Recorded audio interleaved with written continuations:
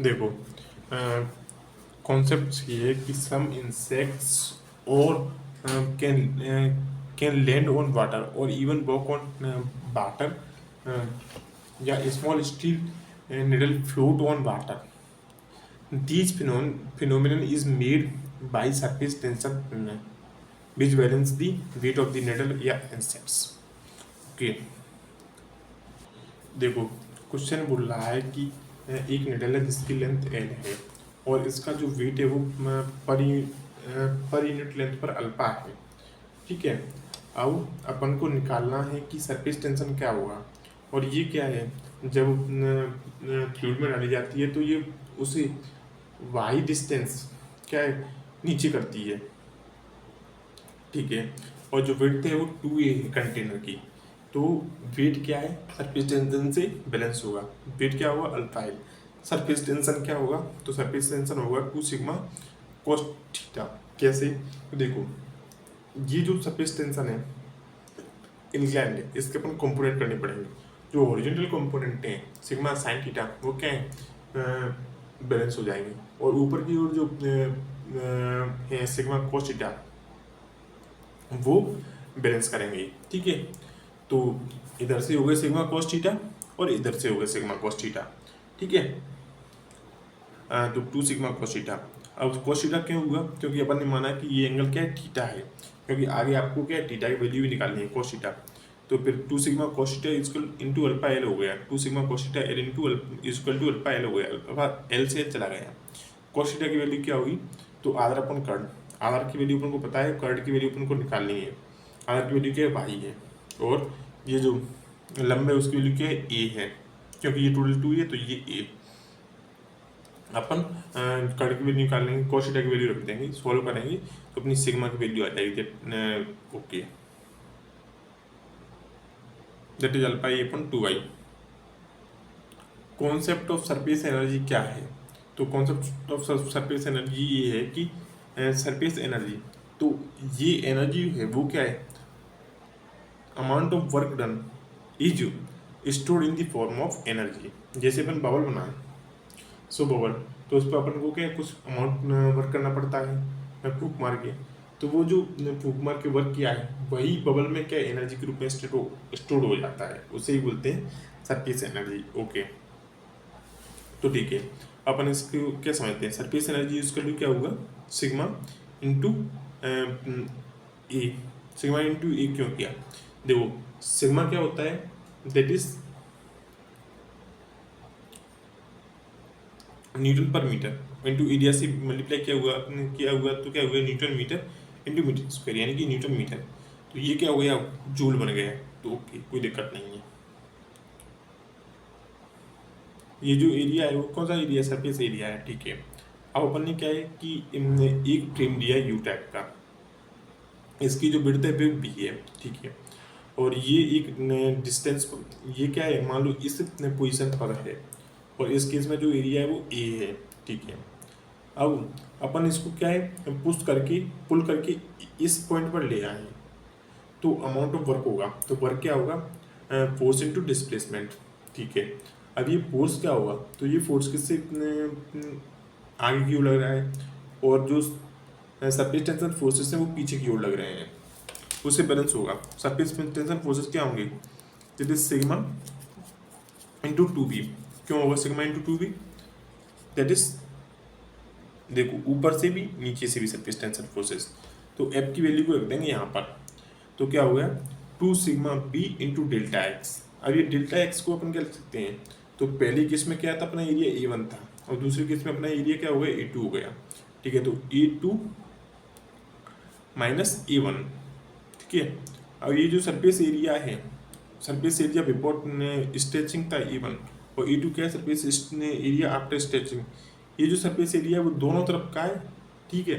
अब इसको अपन स्पेसिफिकली लिखेंगे नहीं कि ये सरफेस एरिया कौन सा है, दोनों तरफ का है. सरफेस एरिया तो सरफेस एरिया होता है, इस चीज़ को समझिए आप. ठीक है.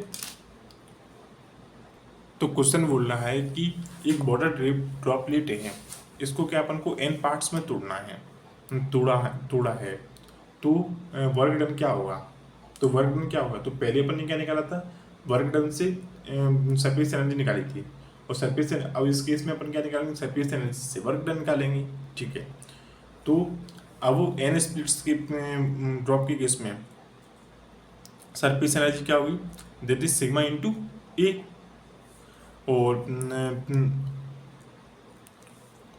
और यहाँ पर जो ए होगा वो क्या होगा, तो ए होगा प्रोजेक्टेड एरिया लेना है, that is pi are square into n. Sorry यहाँ पर नहीं लेना है प्रोजेक्टेड एरिया, तो सरफेस एरिया क्या होगा 4 pi are square minus 4 pi r बड़ी स्क्वायर, 4 पाई आर बड़ी स्क्वायर इन करनी है। अपन को आर और आर के बीच का रिलेशन इस्टेब्लिश करना है, तो वॉल्यूम कंजर्वेशन से आर और आर के बीच रिलेशन इस्टेब्लिश कर लेंगे। तो जो वर्क डन की वैल्यू आएगी वो आएगी sigma 4 pi are square into the power 1/3 minus 1। Okay,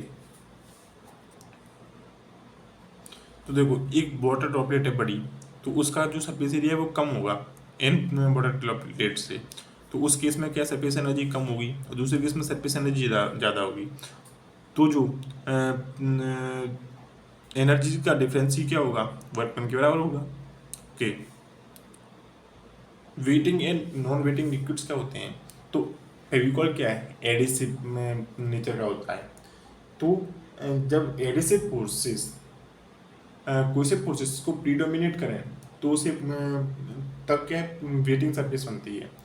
लेकिन जब कोई से प्रोसेस एडिसिव प्रोसेस को क्या है प्रीडोमिनेट्स करें तो क्या है वो फ्लूइड है वो इकट्ठा हो जाता है, यानी कि वो वेट नहीं करता है। ठीक है, अब अपन क्या है जो कॉन्टेक्ट एंगल है वो कैसे निकालेंगे, तो कॉन्टेक्ट एंगल निकालेंगे अपन सरफेस और फ्लूइड को लेकर। ओके, अब कैपिलरी का इफेक्ट क्या होता है, तो कैपिलरी का इफेक्ट ये होता है कि जब आप किसी कैपिलरी ट्यूब को किसी फ्लूइड के अंदर डालते हैं तो पानी का लेवल या तो उठता है या गिरता है। ऐसा क्यों होता है, ये सरफेस टेंशन की वजह से होता है। ओके, मान लो कि क्या ये चीज बढ़ रहा है, क्या है जो वाटर लेवल है, तो अपन को क्या सरफेस टेंशन की वैल्यू निकालनी है। सरफेस टेंशन कैसे निकालेंगे, तो ये अपना क्या होगा सिग्मा सिग्मा होगा, और ये अपना क्या हो जाएगा contact area contact angle that is हो जाएगा थीटा। ठीक है, तो अब जो अपनी सिग्मा कोस थीटा वाले कंपोनेंट्स हैं वो ऊपर क्यों ले जाएंगे इसको, तो 2 सिग्मा कोस थीटा इधर से, सिग्मा कोस थीटा इधर से, 2 sigma cos theta sorry sigma cos theta into 2 pi R, पूरी पेरीफेरी से होंगे ना, sigma cos theta into 2 pi R. Okay, ठीक है, sigma cos theta into 2 pi R ये किससे बैलेंस होगा, वेट्स ऑफ फ्लूइड से जो राइज क्या होगा, वेट ऑफ फ्लूइड कॉलम, तो इसका वेट क्या होगा, तो वो वेट होगा that is pi are square into h m g, तो वो क्या हो गया एम हो गया pi are square rho into m g, तो एम को क्या लिख सकते हैं रो वी क्या होगा पाई आर स्क्वायर इंटू एच, तो अपनी एच की वैल्यू होगी वो क्या होगी 2 sigma cos theta divided by rho g R होगी। ओके, देखो एक सिलेंडर है दूसरा सिलेंडर है, अब वही अपन को क्या सिग्मा की वैल्यू निकालनी है। तो देखो जो ओरिजेंटल कंपोनेंट्स हैं वो तो क्या क्रॉस हो जाएंगे दोनों, भले ही देखो ये अंदर क्यों लग रहा है इस वाले में और ये भी इधर अंदर क्यों लग रहा है, ये बाहर वाले में क्या है बाहर क्यों लग रहा है और बाहर क्यों लग रहा है, तो इसकी क्या बनेगी कोलिजन करेंगे तो उनकी न्यूमेरिकल वैल्यू सेम होंगी तो वो भी क्रॉस हो जाएंगी, और ये क्या है दूर जा रहे होंगे बाहर वाले के, इनकी भी न्यूमेरिकल वैल्यू सेम होगी तो ये भी क्या क्रॉस कर जाएंगे। तो क्या होगा, तो जो सिग्मा कोस थीटा होगा सिग्मा कोस थीटा इंटू 2 पाई R1 plus sigma cos theta into 2 पाई R2,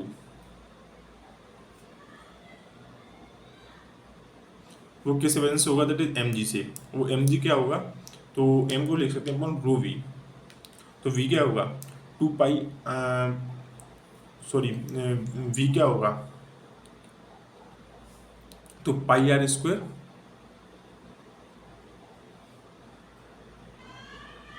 तो इस वॉल्यूम को अपन कैसे निकालेंगे, तो इस वॉल्यूम को अपन निकालेंगे कैसे, टोटल जो वॉल्यूम है पाई आर2 स्क्वायर माइनस करते हैं पाई आर1 स्क्वायर, तो तो ये वाला वॉल्यूम आ जाएगा इंटू एच, तो ये वाला वॉल्यूम आ जाएगा। ओके, सिंप्लीफाई किया तो उसने एच की वैल्यू क्या आ गई 2 सिग्मा cos थीटा रो जी R2 माइनस R1। ओके, अब find capillary height for parallel plates निकालना है। तो पैरेलल प्लेट्स के केस में यहाँ से भी निकलेगा सिग्मा और यहाँ से भी निकलेगा सिग्मा, ये सिग्मा इंटू एल, ये सिग्मा इंटू एल, तो 2 sigma L that is 2 sigma cos theta into B, B है यहाँ पर 2 sigma cos theta B, balance किससे होगा एम जी, तो एम क्या होगा रो वी, वी कैसे लिखेंगे तो T into B into H, ठीक है, तो एच आ गया 2 sigma cos theta rho g T.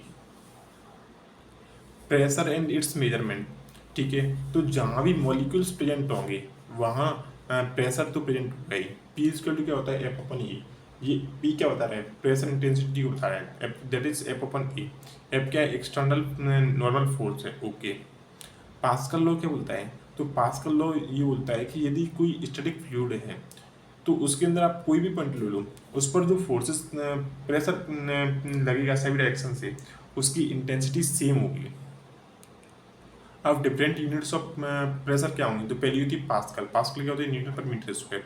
दूसरी होती है एटीएम, 1 एटीएम क्या होता है दैट इज 101325 पास्कल। ये क्या धरती के लिए है, ठीक है, धरती के एटमॉस्फेयर के लिए, वो भी यहाँ पे धरती पे अपन जहाँ नॉर्मल लाइफ जी रहे हैं वहाँ। और बार क्या होता है 10⁵ पास्कल होता है। किलोग्राम फोर्स क्या होता है, तो 1 kg फोर्सेस की वजह से 1 kg मास की वजह से जो फोर्स होता है उसे किलोग्राम फोर्स बोलते हैं। तो अपन कैसे निकालेंगे एम जी, तो 9.81 न्यूटन आ जाएगा, 10 रखें अपन जी की वैल्यू तो वो 10 न्यूटन आ जाएगी। ओके, तो किलोग्राम फोर्स पर सेंटीमीटर स्क्वायर को अपन के न्यूटन पर मीटर स्क्वायर में चेंज करना है, तो अपन क्या करेंगे तो 9.81 न्यूटन हो गया डिवाइडेड बाई 10⁻⁻4 मीटर स्क्वायर हो गया, ठीक है। तो यानी कि जो 1 kg किलोग्राम फोर्स पर सेंटीमीटर स्क्वायर किसके बराबर होगा 0.981 इंटू 10⁵ न्यूटन पर मीटर स्क्वायर के बराबर होगा। ओके, अब PSI क्या होता है पाउंड फोर्स पर स्क्वायर इंच, ठीक है, तो 1 PSI किसके इक्वल होता है 1 LBF अपन इंच का स्क्वायर, ठीक है। और 1 LBF को क्या है अपन को किलोग्राम फोर्स में लिखना है, तो वो कैसे लिखेंगे 0.453 kgf, और इंच को अपन को सेंटीमीटर चेंज करना है तो 2.54 इंच का स्क्वायर। अब 2.54 का स्क्वायर मत कर देना क्योंकि आपने इंच का भी स्क्वायर कर रहा है, सेंटीमीटर का भी स्क्वायर किया है। अब यहाँ पर अपन क्या kgf को न्यूटन पर मीटर स्क्वायर में चेंज करना चाहते हैं तो 0.981 इंटू 10⁵ का मल्टीप्लाई कर देंगे तो अपन का 1 PSI पास्कल में चेंज हो जाएगा। जो 1 ATM होता है वो 14.7 PSI के बराबर होता है। ओके, तो देखो ये जो लाइन है वो PATM की लाइन है, ठीक है, और ये क्या है जीरो एब्सोल्यूट प्रेशर की लाइन है, ठीक है, एक्स एक्सिस। तो अपन यदि एक्स एक्सिस से किसी पॉइंट ए की जो प्रेशर लें वो PATM से ज़्यादा आ रहा है, तो मतलब यदि अपन जीरो से लें पूरा तो वो होगा अपना क्या एब्सोल्यूट प्रेशर। अब इस एब्सोल्यूट प्रेशर में से अपन PATM माइनस कर दें तो गेज प्रेशर आ जाएगा, ठीक है। ऐसे ही पॉइंट बी है, अपन 0 पॉइंट से लें तो वो क्या होगा एब्सोल्यूट प्रेशर होगा। यदि इसमें से हम PATM को माइनस कर दें तो वो क्या आएगा वो आएगा माइनस गेज प्रेशर, ठीक है, और माइनस गेज प्रेशर क्या होगा that is vacuum pressure. Okay, और देखो एक बात सुनिए, कोई सिस्टम एटमॉस्फेयर में खुला है तो वहाँ एटमॉस्फेरिक प्रेशर होता है वो एब्सोल्यूट प्रेशर होता है, ठीक है। जब आप सारे यूनिट्स को प्रेशर हेड्स के टर्म में फॉलो कर रहे हैं तो फिर सारे ही यूनिट्स को प्रेशर हेड्स के टर्म में फॉलो कीजिए। जो गेज प्रेशर है वो नेगेटिव वैक्यूम प्रेशर होता है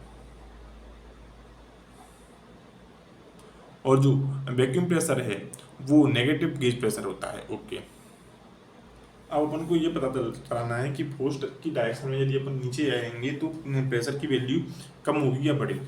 तो अपन ने क्या लिया एक सरफेस लेवल ले लिया और ये एच हाइट नीचे क्या एक सर ने एलिमेंट ले लिया DH हाइट का। सर अपन ने क्या ये एलिमेंट है वो सिलेंड्रिकल शेप का लिया है, आप किसी भी शेप का ले सकते हो पर जिस शेप का लो उससे सिंपल होनी चाहिए चीज़ें। ओके, तो इस पर प्रेशर फोर्सेस अपन क्या है नीचे की ओर एन एस एल लगाएंगे, ठीक है। तो यहाँ पर एक्सीलरेशन तो है नहीं, कुछ वेलोसिटी है नहीं, तो एफ इसका क्या होगा, जीरो होगा।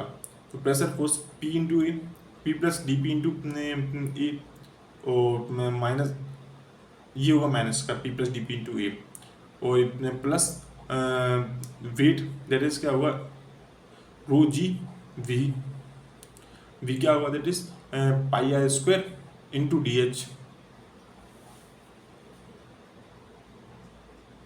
तो d p upon d h equal to rho g आ रहा है, ठीक है। अब अपन उसको इंटीग्रेट करें, तो पहले अपन को इंटीग्रेट करेंगे तो डेफिनेट इंटीग्रेशन के लिए अपन को क्या चाहिए, लिमिट्स चाहिए।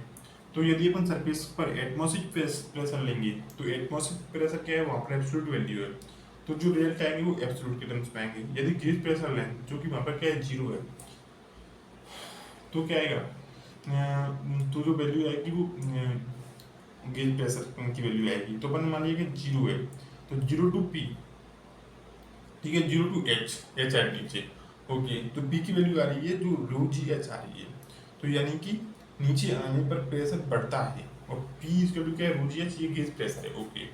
अब ऐसे ही ऊपर जाने पर प्रेशर क्या है, घटता है, क्योंकि जो D p upon D Z आएगी अपनी, वो क्या आएगी, रो जी आएगी माइनस पी, ओके।